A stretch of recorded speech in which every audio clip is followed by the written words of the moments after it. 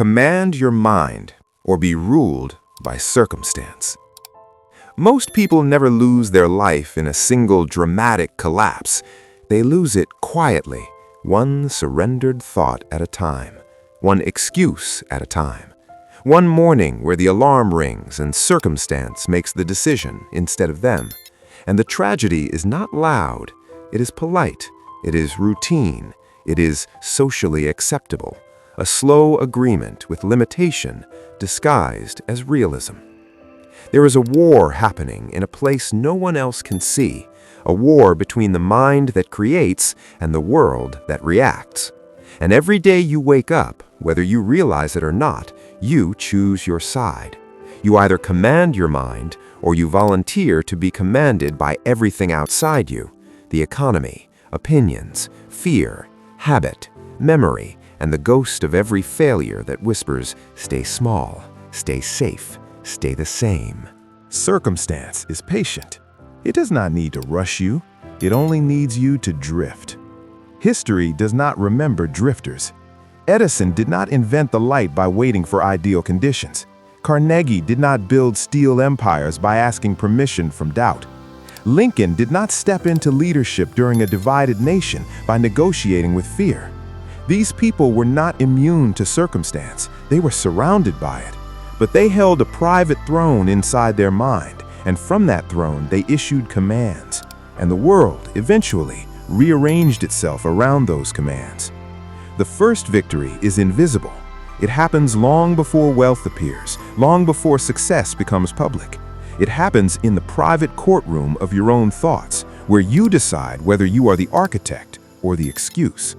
A commanded mind is not loud, it is not frantic, it is precise.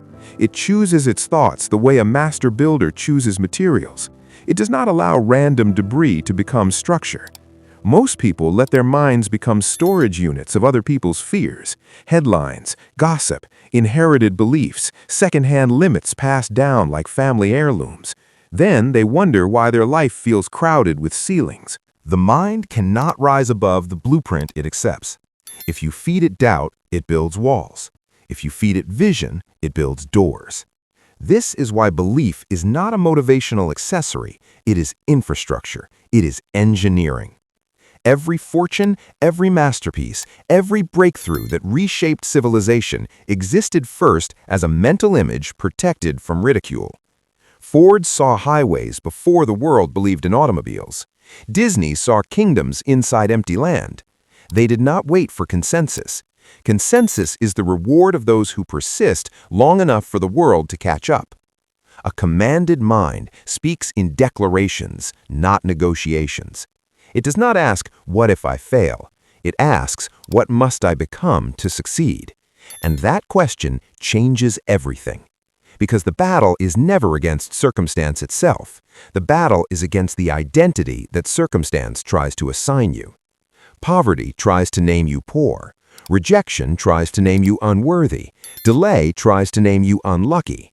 But a disciplined mind refuses those titles and writes its own. Identity is the pen that signs your future. When you say, I am the kind of person who finishes, your behavior reorganizes. When you say, I am the kind of person who grows, obstacles become curriculum. When you say, I am the kind of person who leads my thoughts, fear loses its authority. The mind, once commanded, becomes a loyal servant. Left unattended, it becomes a tyrant that exaggerates danger and minimizes potential. This is why clarity is power. A vague mind drifts toward the loudest voice. A clear mind moves toward a chosen destination. When you know what you are building, distraction becomes less seductive. When purpose sharpens, excuses lose flavor. Every great achiever cultivated a mental picture so vivid that reality eventually felt obligated to imitate it.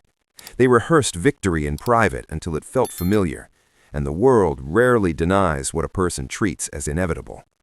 But inevitability is not arrogance. It is commitment sustained long enough to become identity.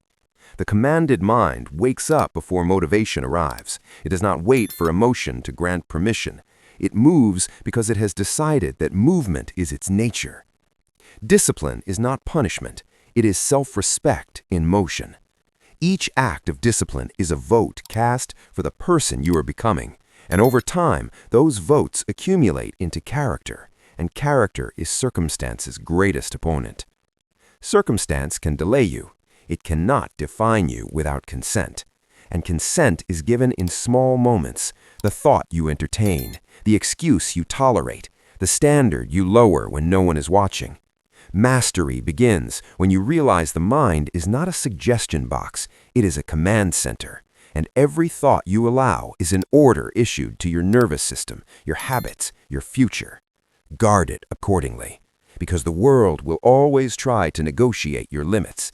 It will hand you evidence of why something is difficult, improbable, unrealistic, and a commanded mind listens, then proceeds anyway, not blindly, not foolishly, but with a quiet certainty that progress belongs to those who train their inner voice to speak louder than circumstance. The question is not whether pressure will come. It will. The question is whether pressure finds a ruler or a vacancy.